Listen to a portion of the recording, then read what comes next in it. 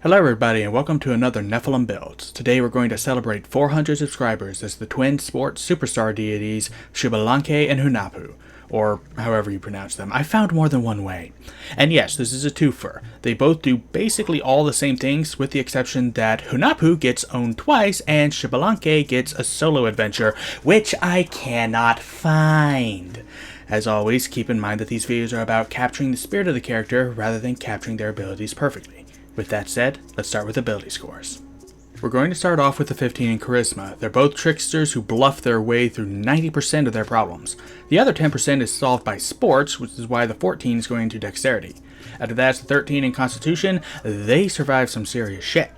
We'll put the 12 into Wisdom. Their perception is on point. We don't really need either Intelligence or Strength, so we'll give them the 10 and 8 respectively.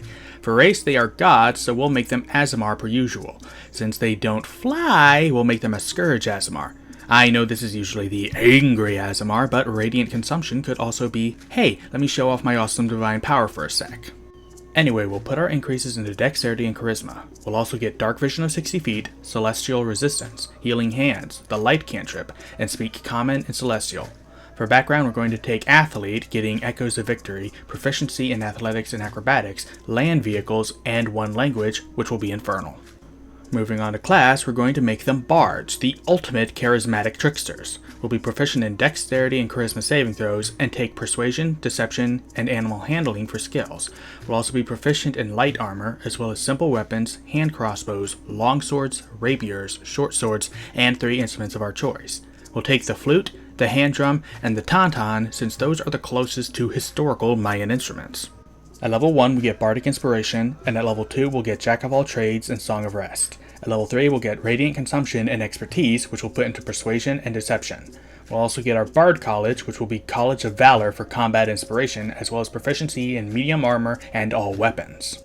At level 4 we get an Ability Score Improvement, which we'll put into Charisma, and at level 5 we get Font of Inspiration and a D8 Inspiration die.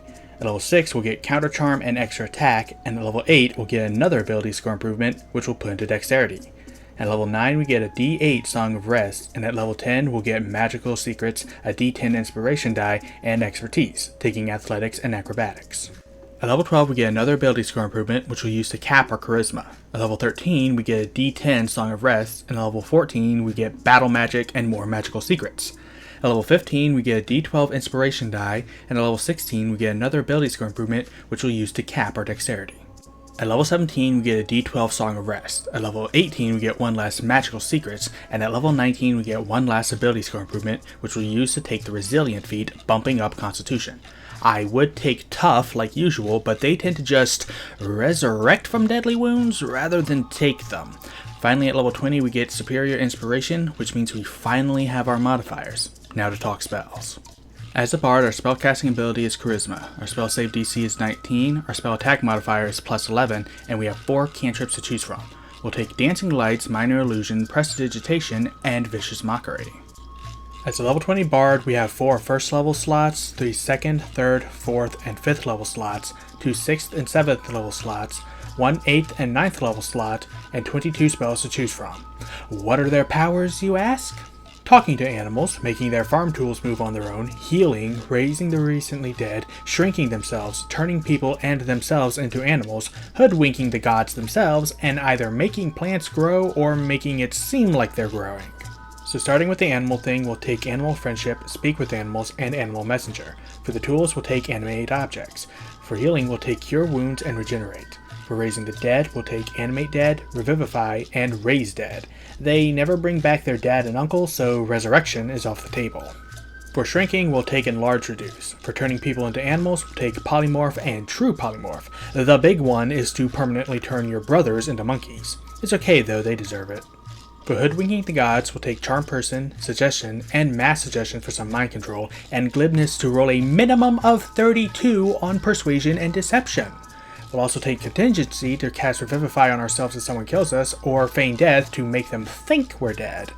Also Disguise Self. Now for the plant thing. Do they actually make them grow, or do they just make it look like they're growing? I say both. We'll take Plant Growth for the real deal and Hallucinatory Terrain for the fake out.